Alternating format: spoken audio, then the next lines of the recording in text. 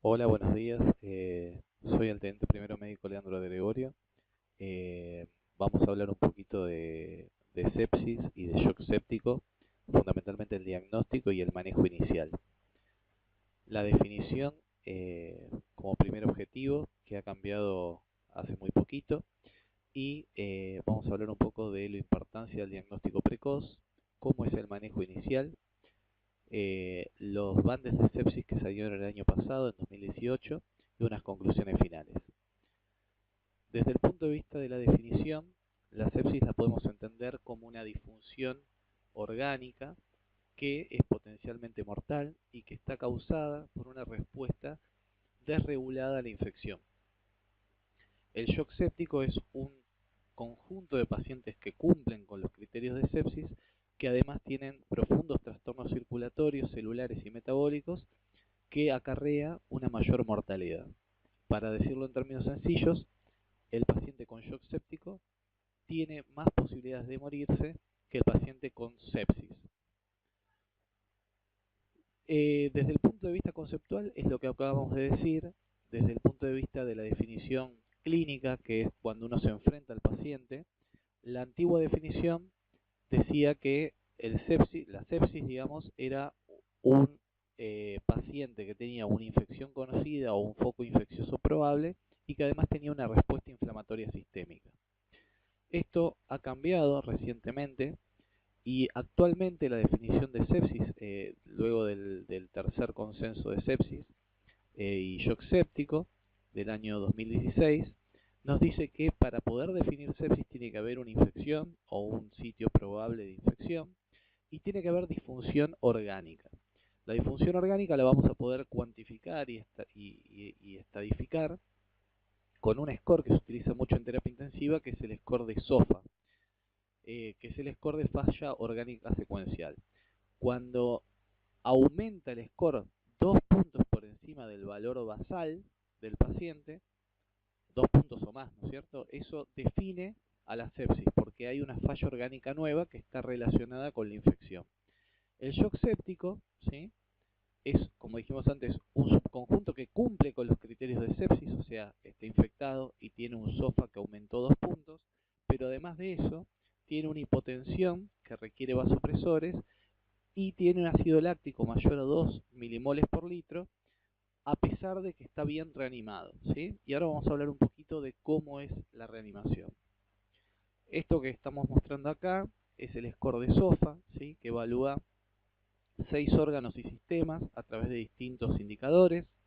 La respiración la evalúa a través de la PAFI, la coagulación a través de las plaquetas, el hígado a través de la bilirrubina, el aparato cardiovascular con la presión arterial media y si requiere o no requiere vasopresores, la escala de Glasgow para evaluar el sistema nervioso central y la insuficiencia renal la va a ir evaluando con la creatinina y con el débito urinario.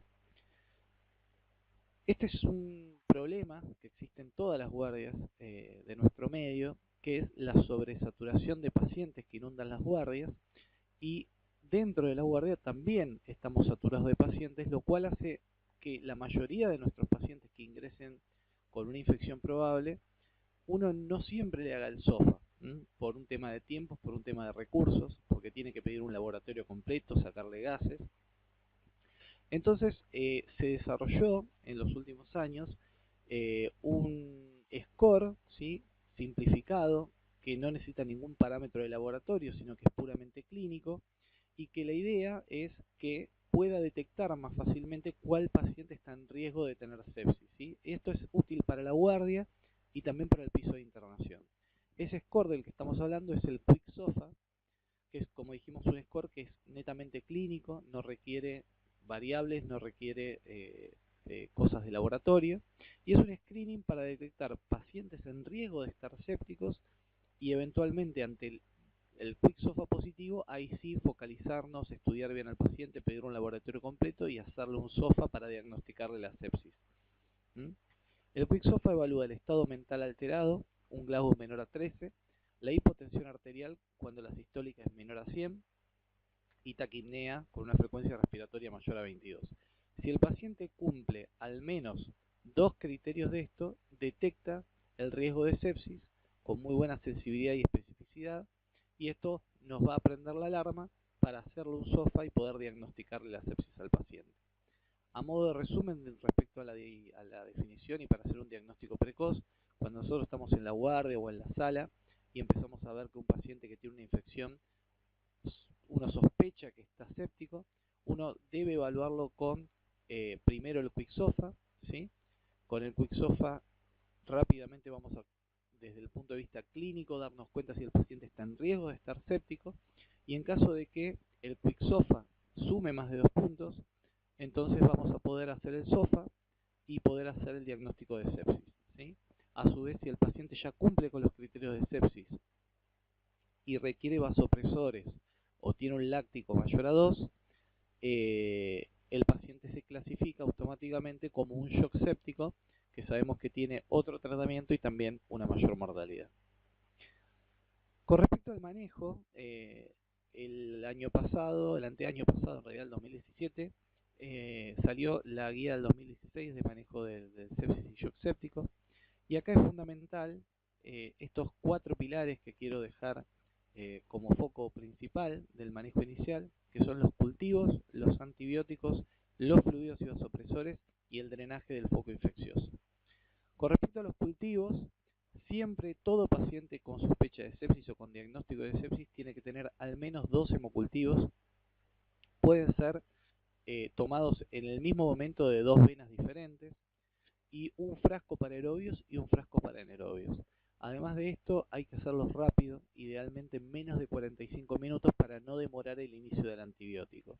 Incluso si uno ve que no llega con los hemocultivos, la prioridad es pasar el antibiótico dentro de la primera hora. Estos cultivos se recomienda, aparte de los 2 hemocultivos que se toman a todos los pacientes sépticos, depende del foco que es. Si entró con una neumonía, será una muestra de secreciones respiratorias. Si uno sospecha una infección urinaria, una muestra de orina. En el caso de un síndrome meningio, un líquido cefalorraquídeo. En definitiva, depende del foco infeccioso, iremos tomando otros cultivos. Y también tener en cuenta los pacientes que tienen catéteres, sobre todo catéteres centrales o catéteres permanentes, que cuando llevan más de 48 colocados, hay que hacer un retrocultivo del catéter al menos, no necesariamente sacarlo, pero sí retrocultivarlo para ver si no está colonizado o si la infección proviene del catéter. Con respecto a la antibioticoterapia, ¿sí? El tratamiento de todo paciente que ingresa a la guardia es un tratamiento empírico, ¿sí? Uno debe elegir un esquema antibiótico que cubra todos los gérmenes que pueden estar infectando al paciente y que lo están poniendo séptico. Y es muy difícil decir cuál es el antibiótico inicial porque depende del foco, depende de las comorbilidades, depende si el paciente es inmunocomprometido, depende si el paciente viene de la casa o viene de otro hospital o viene de un geriátrico, depende de cuánto tiempo lleva internado, porque no son las mismas colonizaciones los gérmenes los primeros 7 días que después de los 7 días de internación. Y además, el concepto más importante es que la cobertura antibiótica empírica inicial tiene que ser de amplio espectro, ¿sí? Y esto es que cubra todo lo que potencialmente al paciente lo puede afectar. La mayoría de las veces van a ser bacterias, pero en algunos casos va a haber que cubrir también hongos. Para eso es muy útil utilizar, por ejemplo, el Candida Score. Y en algunos casos, sobre todo inmunocomprometidos, algunos virus, ¿sí? También ahora que estamos en época de gripe, tener en cuenta las infecciones respiratorias por influenza y empezar un tratamiento también antiviral. ¿Cuándo hay que ponerle el antibiótico? Bueno, en realidad es lo antes posible, ¿sí? Desde el que el paciente entra y uno diagnostica la sepsis, la meta es pasar el antibiótico antes de que pase 1 hora, ¿sí? Para lo cual obviamente ya lo vamos a tener que haber cultivado. Y entonces esto nos va a hacer correr un poco porque tenemos que cultivar y pasar el antibiótico, todo eso en 1 hora, ¿sí? ¿Por qué es importante pasar los antibióticos temprano? A la derecha de la imagen pueden ver una curva de mortalidad en función de el tiempo de administración de antibióticos. Y fíjense que a medida que va pasando las horas, la mortalidad aumenta y esto está directamente relacionado con el inicio del antibiótico. Por otro lado, la pregunta es, ¿cómo vamos a pasar los antibióticos? Bueno, todos los antibióticos tienen que ser de amplio espectro, ¿sí? Y tiene que cubrir todos los posibles patógenos que nosotros pensemos que el paciente pueda tener. Y esto es muy importante porque va un poco en contra de el cuidado de los antibióticos respecto a términos de resistencia. Uno a veces con infectología discute porque el infectólogo siempre quiere ahorrar antibióticos y la verdad que los pacientes sépticos, como tienen órganos que empiezan a funcionar mal, si el antibiótico no cubre adecuadamente al germen es probable que muera por la sepsis. Entonces, en estos pacientes que tienen un pronóstico malo, hay que tratar de utilizar antibióticos de muy amplio espectro. La mayoría de las veces va a haber que combinar antibióticos, poner más de un antibiótico, y tiene que ser, digamos, un esquema muy amplio que cubra todo, ¿sí? A dosis máximas, todo endovenoso, ¿sí? Y no restringir antibióticos empíricos en la sepsis para disminuir la resistencia. Eso no es una buena estrategia en los pacientes sépticos. Una vez que tengamos los cultivos, si el germen es sensible a antibióticos de menor espectro, se desescala el antibiótico, ¿sí? Pero lo importante es nunca quedarse corto, porque acá el tiempo es vida y si el antibiótico no cubre adecuadamente al germen, es como si no se lo estuviéramos pasando, ¿sí? Con respecto a la dosis, bueno, la recomendación actual es los antibióticos que tengan dosis de carga, utilizar la dosis de carga para llegar más rápidamente a las concentraciones plasmáticas deseadas. Y además hay que tener en cuenta que algunos antibióticos son dosis dependientes, como los aminoglucósidos. Entonces esos se recomiendan, por ejemplo, en una sola dosis de gran carga antibiótica una vez al día, ¿sí?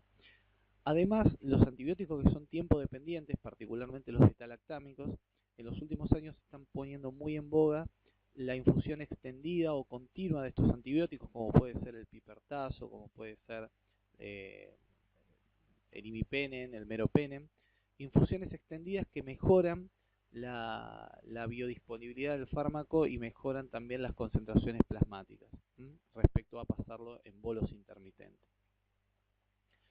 Y por último, pero no menos importante, está también el drenaje del foco. O sea, nosotros podemos pasar todos los antibióticos perfectamente, podemos cubrir el germen, pero si el paciente tiene un derrame pleural como este todo infectado, o tiene una vesícula biliar con una colecistitis y pus adentro, o si tiene un catéter que está infectado, o si tiene una colección, en este caso es una colección pancreática, pero una colección abdominal, el absceso no deja que el antibiótico penetre. Entonces eso hay que sacarlo para que el paciente mejore. Si no, por más antibiótico que le pongamos, si no drenamos el foco rápidamente, el paciente le va a ir mal igual. Así que todo foco susceptible de ser drenado, habría que drenarlo. Ahora, a la hora de drenarlo, hay que tratar de ser lo más conservador posible. Vamos a optar por la jeringa en vez del cuchillo, ¿sí? Vamos a tratar de hacer punciones percutáneas de los abscesos, tratar de no hacer una cirugía mayor en un paciente que ya está inestable, que está mal, que está con fallas orgánicas, ¿sí? Y no hay que olvidarse de los catéteres, que muchas veces son el foco infeccioso, y hay que terminar sacándolos porque uno ve que tienen flebosis, que tienen el tema alrededor, que tienen secreción purulenta el sitio de inserción. Por último, la reanimación, ya hablamos de los antibióticos, hablamos de los cultivos, hablamos del drenar el foco, y algo no menos importante es la reanimación inicial con fluidos, ¿sí? Todo esto se tiene que ir haciendo al mismo tiempo, entonces mientras se cultiva hay que ir viendo cómo uno lo reanima, y la necesidad de fluidos es que estos pacientes generalmente vienen con una hipovolemia efectiva, ¿sí? Por vasodilatación, por aumento de la permeabilidad vascular, que hace que caiga la precarga, caiga el gasto cardíaco y caiga el delivery de oxígeno. Esto lleva a disfunción de órganos, ¿sí? En las primeras guías de sepsis salían un protocolo similar a este, que era el protocolo postulado por Rivers en su trabajo, que actualmente esto de colocar la vía central, llevarlo a una PVC de 8 a 12 milímetros de mercurio, todo eso está empezando a caer un poco en desuso porque se empezó a ver las consecuencias adversas de la hiperreanimación con fluidos, ¿sí? La realidad es que cuando un paciente llega en shock séptico a la guardia, la mitad de los pacientes van a responder a la expansión con fluidos y la otra mitad no. Y a su vez, digamos, de todo el líquido que uno le pasa, todos los cristaloides que uno le pasa, solo el 5% queda dentro de los vasos sanguíneos a los 90 minutos, ¿sí? Esto es fundamental en los pacientes sépticos que tienen la permeabilidad vascular aumentada. También se sabe que cuanto más positivo quede el balance de los pacientes, o sea, cuanto más líquido quede dentro del paciente, más mortalidad va a tener y más fallas orgánicas va a desarrollar. Entonces un poco la reanimación con fluidos es como surfear una ola, porque uno tiene que mantener un equilibrio muy finito, no quedarse corto, ¿sí?, con la cantidad de fluidos que le va a pasar al paciente, pero si uno se pasa de largo también es malo para el paciente, lo va a tapar la ola y el paciente va a empezar a tener complicaciones asociadas a la sobrecarga de fluidos. Esto está graficado en este trabajo, en donde básicamente habla del volumen óptimo de fluidos que hay que encontrar, y que tanto los protocolos restrictivos de fluidos, que básicamente es no reanimar adecuadamente con fluidos al paciente, predispone a más mortalidad, así como también pasarse de largo y sobrehidratar y expandir de más a los pacientes. En la búsqueda de ese volumen óptimo de fluidos, ¿sí?, uno tiene que preguntarse primero qué fluido usar, ¿sí?, y lo que está súper demostrado es que las cristaloides, tanto la solución salina como las soluciones balanceadas de Ringer lactato, Ringer acetato, son los digamos, fluidos de elección. No hay que utilizar almidones ni gelatinas, no hemacel, no volumen. Y la albúmina tiene un papel relativamente importante cuando los pacientes requieren grandes volúmenes de fluidos para estabilizarse, ¿sí? Cuando esos pacientes requieren 1 litro, 2 litros, 3 litros, 4 litros, ahí uno puede con la albúmina aportar un coloide que aumenta el intravascular con mucho menos volumen. ¿Cuánto líquido le tenemos que pasar a todos los pacientes en shock séptico? Bueno, una expansión inicial de 30 mililitros por kilo de peso, que para una persona de 70 kilos son más o menos 2 litros 100, y esto se pasa rápidamente, ¿sí? Hay que continuar pasando líquidos solo y solamente si el paciente mejora con los líquidos. Si vemos que el paciente no mejora la presión arterial, no mejora la perfusión periférica con esos 30 mililitros por kilo de peso, no tiene mucho sentido seguirle pasando líquido, porque lo único que vamos a hacer es aumentar la carga de líquido con la que queda el cuerpo y empeorar el pronóstico del paciente. Este líquido, esos 30 mililitros por kilo de peso, se deben pasar rápido, en 30 minutos a 1 hora, y evaluar la respuesta. Los vasopresores, el de elección es noradrenalina, ¿sí? Lo vamos a utilizar para mantener una tensión arterial media mayor a 65 milímetros de mercurio, sobre todo si el paciente no responde a la reanimación inicial con fluidos. En los casos en donde con noradrenalina no alcance, podemos sumarle vasopresina o podemos sumarle adrenalina, en las dosis que están puestas ahí en la filmina, que nos va a permitir a veces lograr estabilizar a un paciente que no está alcanzando con la noradrenalina y a veces manejar menores dosis de noradrenalina, ¿sí? Así se pueden combinar de esa manera. Y la dopamina hay que tratar de no usarla en el shock séptico, no se usa de rutina solamente en los pacientes que tengan bradicardia sintomática, y es importante no utilizar la dopamina como nefroprotector, que es una medida que se venía utilizando muchísimo años atrás. Hoy se sabe que la dopamina no mejora la posibilidad de que el paciente no haga la falla renal, no mejora la tasa de hemodiálisis y se ha visto en determinados grupos de pacientes que aumenta la mortalidad, así que no se utiliza para protección renal. Por otro lado, algunas otras medidas ayudantes, los corticoides no se usan de rutina en los pacientes sépticos, solamente en los pacientes con shock séptico refractario a dosis relativamente moderadas de vasopresores. Ahí la indicación es hidrocortisona 200 miligramos cada 24 horas para prevenir / tratar la insuficiencia suprarrenal relativa. Y los pacientes que tengan una insuficiencia ventilatoria o respiratoria refractaria o que tienen un shock profundo que no responde rápidamente a la reanimación, uno debería considerar ponerlos en RM con una buena sedación para que descansen los músculos respiratorios y lleven la sangre a órganos mucho más nobles como el corazón, el cerebro y los riñones. Con respecto a las transfusiones, ¿sí? La recomendación es no transfundir, salvo que el paciente tenga menos de 7 miligramos de cilitro de hemoglobina, y en algunas situaciones puntuales, como una isquemia miocárdica activa, digamos, o una hemorragia aguda, en esos casos uno puede apuntar a un valor de hemoglobina más alto. El plasma fresco solamente si, además de estar coagulopático, el paciente sangra, si no la coagulopatía no se corrige. Y las plaquetas, bueno, depende el valor de corte, depende del estado clínico del paciente. Cuando el paciente tiene menos de 10.000 plaquetas, siempre hay que transfundir plaquetas. Cuando tiene menos de 20.000, solamente si el riesgo de sangrado es muy alto, y si no sangra, solamente se transfunde con menos de 50.000 plaquetas y una hemorragia activa. Si no, no hay necesidad. También si el paciente tiene que ir a alguna cirugía. Y por último, quiero dejarles los bundles de sepsis del 2008, que es el conjunto de medidas en su total. Es más o menos lo que estuvimos charlando hasta recién, y la idea es realizarse en la primera hora porque ha demostrado disminuir la mortalidad. Básicamente es todo lo que estuvimos hablando. Cuando el paciente séptico llega, hay que sacar unos gases, medir el nivel de ácido láctico, obtener 2 hemocultivos, al menos 2 hemocultivos, pasar antibióticos de amplio espectro, todo eso en la primera hora. Además vamos a iniciar una reanimación rápida, importante, con 30 mililitros kilo de cristaloides en los pacientes que estén hipotensos o que tengan el láctico alto, y los vasopresores cuando no se logre una tensión arterial media mayor a 65 solo con los líquidos. Como para concluir, la idea de cómo manejar un paciente séptico, sobre todo en la guardia o cuando se complica en piso, el manejo inicial, es como entrar a los boxes y que todos los médicos, enfermeros, todo el personal disponible, rápidamente, en menos de una hora, ataquen todos estos problemas que estuvimos hablando. La reanimación con fluido, sacar gases con un ácido láctico, empezar a pasar los antibióticos, cultivar al paciente. Todo esto en una hora para que el paciente finalmente después pueda entrar a terapia y sepan que lo que se hace en esa primera hora es lo que en definitiva va a terminar cambiando considerablemente la mortalidad de los pacientes con sepsis.